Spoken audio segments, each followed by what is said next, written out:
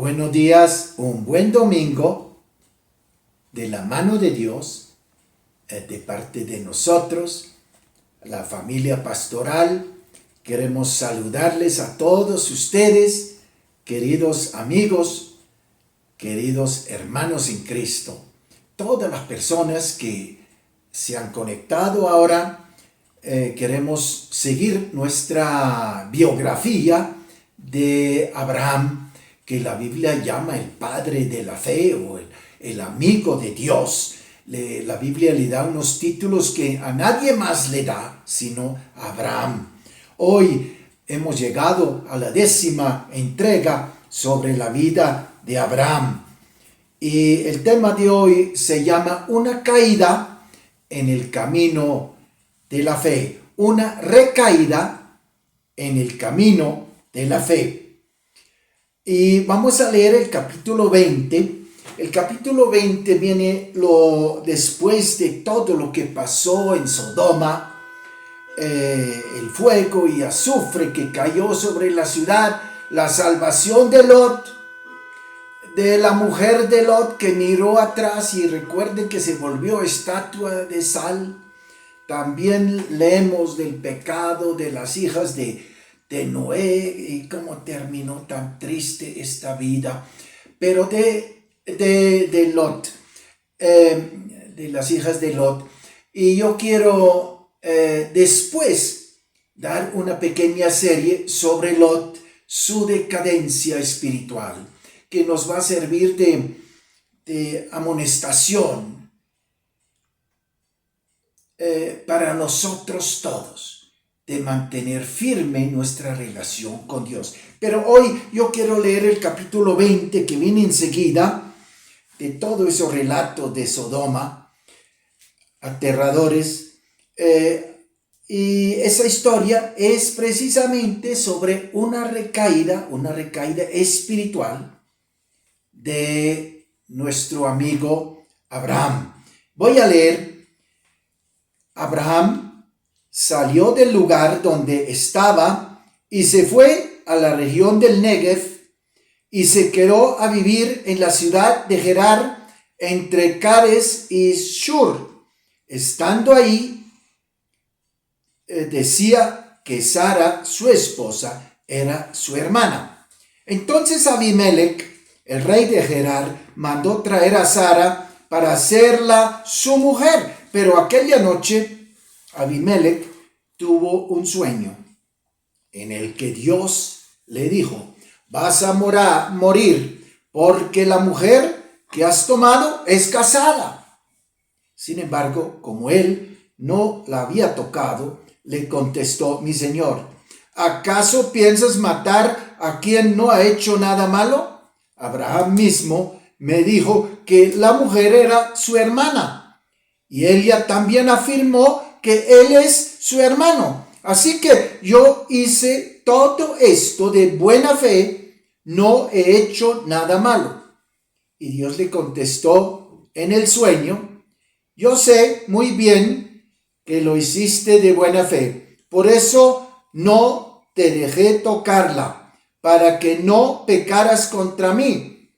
Pero ahora devuélvele su esposa a ese hombre, porque él es profeta y rogará por ti para que vivas, pero si no se la devuelves, tú y los tuyos ciertamente morirán. Al día siguiente, por la mañana, Abimelech se levantó y llamó a sus siervos y les contó todo lo que había soñado. Al oírlo, ellos tuvieron mucho miedo y después Abimelech llamó a Abraham y le dijo: mira, lo que nos has hecho, ¿en qué te hemos ofendido para que hayas traído un pecado tan grande sobre mí y sobre mi gente? Estas cosas no se hacen. ¿Qué estabas pensando cuando hiciste esto? Así le habló a Abimelech a Abraham, y Abraham contestó: yo pensé que en este lugar no tenían ningún respeto a Dios y que me matarían por causa de mi esposa. Pero es cierto que ella es mi hermana, es hija de mi padre, aunque no de mi madre. Por eso pude casarme con ella. Cuando Dios me dio la orden de salir de la casa de mi padre, le pedí a ella que en cada lugar a donde llegáramos dijera que yo era su hermano. Entonces Abimelech le devolvió a Abraham su esposa Sara. Además, le regaló ovejas, vacas, esclavos, esclavas, y le dijo: mira, ahí tienes mi país, escoge el lugar que más te guste para vivir. A Sara le dijo: lo que le he dado a tu hermano vale 1000 monedas de plata, y eso va a servir para defender tu buena fama delante de todos los que están contigo. Nadie podrá hablar mal de ti. Entonces Abraham oró a Dios y Dios le devolvió la salud a Abimelech y a su esposa. También sanó a sus siervas para que pudieran tener hijos, pues por causa de Sara el Señor había hecho que ninguna mujer de la casa de Abimelech pudiera tener hijos. Esto es la palabra de Dios para hoy. Una historia interesante, porque aquí vemos a Abraham el de repitente, es decir, no había aprendido la lección. ¿Se acuerdan de Egipto? Cuando al faraón también le dijo: eso es una hermana mía. Y claro, era media hermana, pero no dijo la otra parte, que también era su esposa. Y de pronto así engañó al faraón. Y salió escoltado, humillado, aunque con muchos bienes terrenales, salió de Egipto, avergonzado porque lo habían cogido en una mentira. Pero aquí vemos tristemente que Abraham no aprendió la lección. Aquí pasó casi lo mismo, pero con un rey que vivía en lo que hoy es la tierra de Gaza. Entonces conocemos ese área que todavía está ocupado por los descendientes de los filisteos, y por supuesto Abimelech era rey de los filisteos. Pero Abraham no había aprendido la lección. Incluso le obligó o le ordenó a Sara también mentir, porque aquí él mismo confiesa que le había dicho a Sara que le dijera mentiras. Y mire cómo la mentira contagia. No aprendió la lección, siguió otra vez en lo mismo. Pierde el año del curso de fe con Dios. Abraham tiene que repetir el año, tiene que repetir la lección. O como dicen los campesinos: vuelve la burra al trigo, vuelve la burra al trigo. Lo que ya recibió palo, ya se le castigó, pero vuelve a meterse al trigal. Y así Abraham, y así nosotros muchas veces repetimos el pecado ya cometido, volvemos a cometer lo mismo, y por supuesto cedemos a una táctica satánica. El diablo, dice la Biblia en 1 Pedro 5:8, que él da vueltas, nos rodea como un león rugiente, a ver cuál es la parte más débil, y ahí nos va a dar. Y por supuesto, el diablo estaba haciendo eso. Quería tumbar del todo a este hombre que Dios lo llama mi amigo, amigo de Dios. A nadie más Dios en la Biblia lo llama amigo de Dios, sino Abraham, el padre de la fe, el primero que empezó a ejercer fe hacia Dios de verdad, ejemplarmente. Pero aquí cede a la táctica satánica de dar en el punto débil que tenemos. Todos nosotros tenemos un punto débil y Dios lo conoce y nosotros seguramente lo conocemos, y sin embargo el diablo también conoce nuestro punto débil mejor que cualquiera y siempre tratará de darnos ahí una vez tras otra. Y tenemos que defendernos allí donde nos sentimos débiles. Cuando reconocemos nuestra debilidad, podemos decir con Pablo: cuando soy débil, soy fuerte, porque conozco mi debilidad y tengo cuidado, pongo un guardián en ese punto de mi vida donde soy débil y ejerzo un especial cuidado en este área de mi vida. Y tenemos que saber que la Biblia dice que, miren, 1 Corintios, capítulo 10, versículo 12, leemos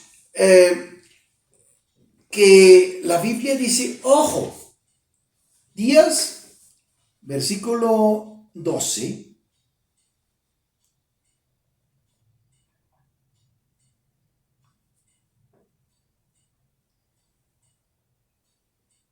así pues, el que cree estar firme, tenga cuidado de no caer.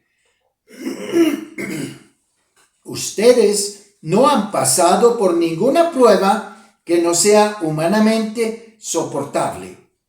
Y pueden ustedes confiar en Dios, que no les dejará sufrir pruebas más duras de lo que ustedes pueden soportar. Por el contrario, cuando llegue la prueba, Dios les dará también la manera de salir de ella para que puedan soportarla. Aquí Dios dice: yo les voy a poner pruebas en su vida, porque están en mi colegio y tienen que pasar exámenes. Y vienen situaciones donde tienen que demostrar que han aprendido. Y por supuesto, si no aprendimos la lección, vamos a fallar la prueba.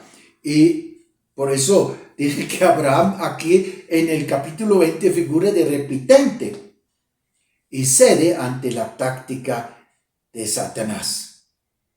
Pero también en ese texto vemos la misericordia, la paciencia de Dios con los que de todos modos le aman. Y esto es lindo. Segunda de Timoteo 2. Segunda de Timoteo 2. Quiero leer un pasaje pequeño con ustedes.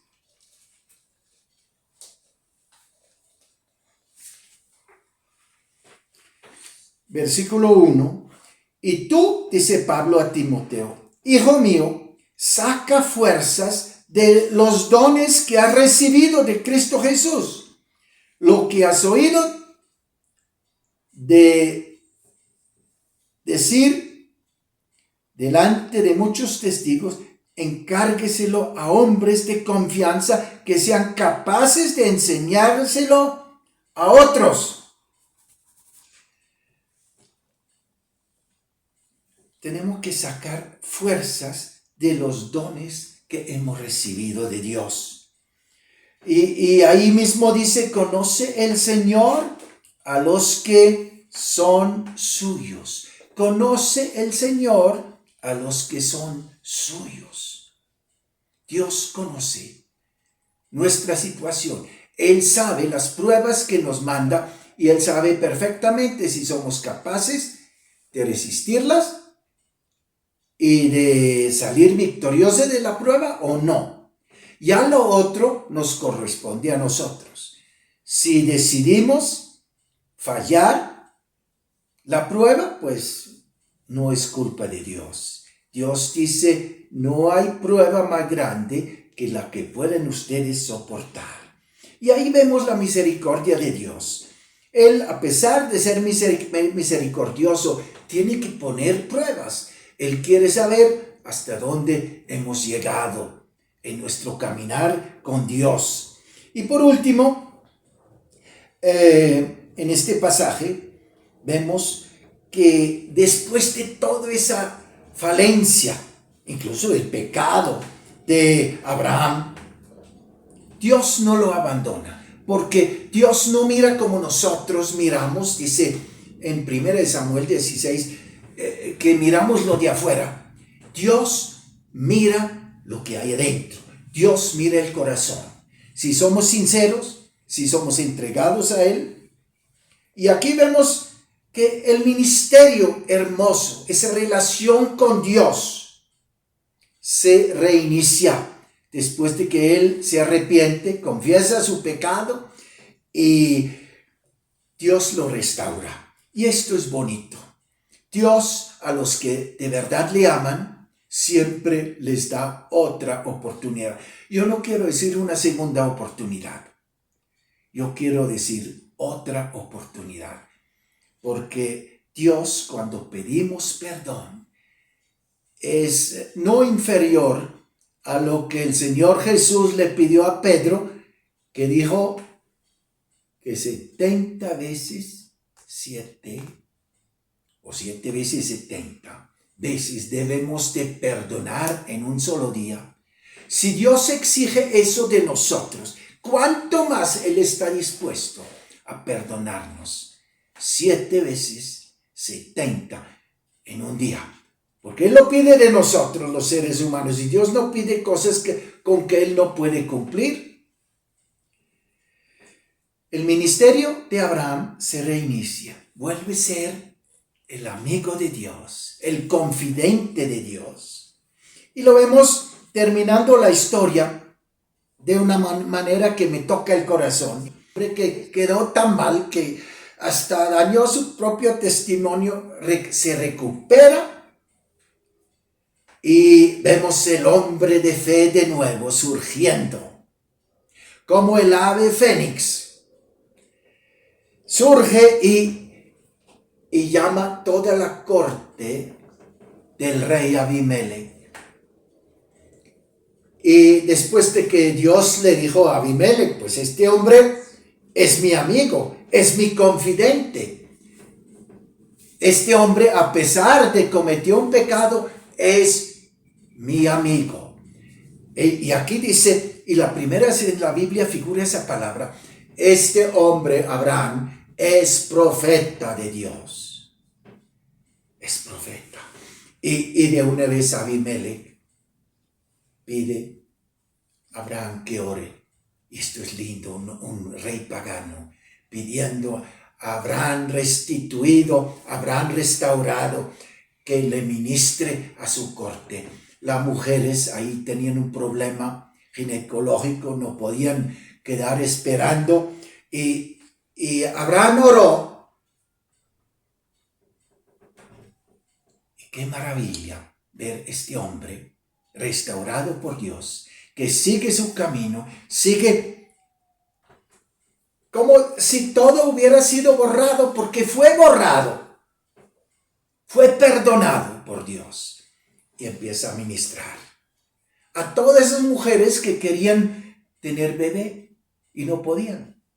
Y yo les digo una cosa, es que en ese tiempo que todo esto pasó, Sara ya estaba esperando, estaba embarazada. Lo sabemos, porque inmediatamente en el capítulo 21 ya llega la historia del nacimiento de Isaac. El anuncio de que en un año los ángeles volvieran, ¿se acuerdan del domingo pasado? Y que iba a tener un bebé en los brazos. Eso había pasado ya. Y la Biblia dice que Sara ya quedó embarazada. Y aquí cuando llegaron a Gerar, a donde Abimelech, ella estaba embarazada. Y aquí vemos el papá de su primer hijo legítimo prácticamente, estaba esperando su primer hijo legítimo a los 99 años, hágame el favor, y este hombre,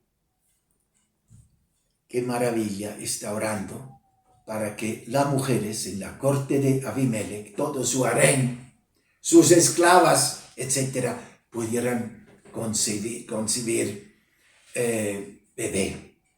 Bueno, Dios es experto en restaurarnos. No tenemos demasiado tiempo, pero yo quiero recordarles que Pedro traicionó al Señor. ¿Se acuerdan cuando el gallo cantó 3 veces? Porque Pedro, ante la mujer que repartió el tinto ahí, donde el sumo sacerdote se puso a renegar de su fe, se puso a usar su vocabulario grosero de sus antiguos tiempos de pescador, para que nadie creía que era posiblemente un discípulo de Cristo. Pero en el capítulo 21 leemos que Dios primero le da una gran pesca en el lago Genesaret. Después el Señor Jesús desayunó con ellos, con él, con Pedro, que le había traicionado tan feo, que lo había negado. Le dio él mismo, había preparado un desayuno, pan y pescado, lo tenía sobre un asador improvisado en la playa, un desayuno con Jesús. Y después vemos que Jesús le dice: Pedro, ¿me amas? Y 3 veces Pedro dijo: sí, Señor, tú sabes que yo te amo. Y el Señor, la primera pregunta dice: Señor, Pedro, ¿tú me amas más que estos otros? Y Pedro no dijo sí, sino dijo: Señor, tú sabes que yo te amo. Eso me conmueve. Ya se fue todo ese orgullo. Y con la cabeza agachada dice: yo te amo. Y el Señor después dice: Pedro, cuida mis ovejas. Cuida mis ovejas. Yo también te amo. No vas a tener una vida fácil, pero cuida mis ovejas. Yo confío en ti. Una recaída de Abraham en el camino de la fe, pero también una restauración de verdad. Y Dios quiere restaurarnos para que estemos bien con Él. Amén.